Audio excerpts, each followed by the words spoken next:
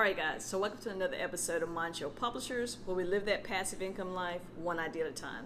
So today's video is how to invest $100. I know $100 isn't a lot, but I have viewers that have different wealth statuses. You got some people who are just starting out. They're trying to get out of debt. You have other people that have been paying off bills, for a little while. They're still in debt, but they're almost over that hump. But either way it goes, it doesn't matter whether you are a teenager and you're trying to learn how to make extra money, or you're just getting into the phase of, your first job and you're just trying to figure out how can I invest this so that I won't go in debt. But either way, no matter where you are on the spectrum, I'm going to show you how to invest whether you have no money or whether you have a little bit of money. So $100, this is what you got. What do I think the best thing is to invest that money in? I would say, because I'm an Amazon seller, I also sell on eBay and Mercari, books. Books are very inexpensive and you can have a very big profit depending on the type of books that you're able to obtain. So if you only got $100, where's the best place to go? Goodwill, Salvation Army, libraries sell books. All of these places have books that are very inexpensive, sometimes even free. Now, it's a little bit of legwork when you go into trying to resell books because of the fact that you're going to have to scan, the books just to see, is it worth your time to actually sell it on Amazon? And the process is simple. If you have downloaded the Scoutify app, if you have downloaded the Amazon app is free. Basically, that app, you can scan any book. It has a barcode on the back of it. Just like if you already purchased something in a store, you'll see that UPC or that barcode. You scan that book and it'll let you know how much that book is selling for in a used status or in a brand new status. All of these books are going to be used, so you want to make sure that you are putting them in there the right way. You can come across a new book that someone has given you or that you actually found in the Goodwill, but you just want to make sure there are 0 scratches on it. There's no highlighting, nothing. It is a brand new book, because if you put it on there and you grade it improperly, you can be dinged by Amazon, which could cause you to get your account closed or frozen for a time period. So with that being said, we're going to take this $100. We're going to go to different places like yard sales. We're going to go to Goodwill. We're going to go to Salvation Army, any of the thrift stores in your area, and we're going to start scanning books. Once we find a book that is in good condition and that it has a good resale value, and for me, I like to make sure that my book has at least a $5 return on it. So that means that when I scan it, it may be selling for $10. I purchased the book for $1.50.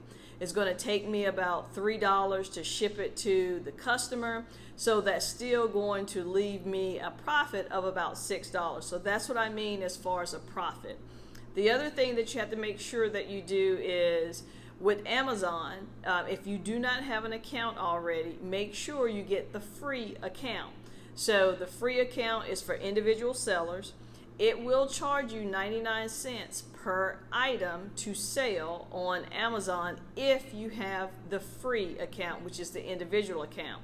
The professional account is $39.99. We're not going to waste the money on that in the beginning, since we're just trying to make profit off $100. So you don't want to spend half of that money trying to get a professional account. You don't need it. Get the free account. Go out and start scanning. You can do all of this today. There is nothing stopping you from downloading the free Amazon seller app and going out to scan books. Go to yard sales. The most expensive book that I ever purchased, I purchased for $5. It was at a yard sale. It was a medical book. The young lady, she had gone to become a nurse, and she was selling her books. That book sold for $125 on Amazon. I only paid $5 for the book, but I made $120 off of it. So does that happen all the time? It depends on how you're scanning books and where you're going. Most of the books you're probably going to make $5 to $25 off of, but right now is the time to do it. Schools are closing for the summer. You have colleges, kids are graduating. I know it's changed a lot now where not all college students are purchasing books. They're actually doing the ebooks. You know, they're actually not purchasing a hard copy book, but they are still out there. You can get books that kids are just throwing away. They're ready to get out. They're not even going back to try to salvage and get any money for them. You can make money that way also.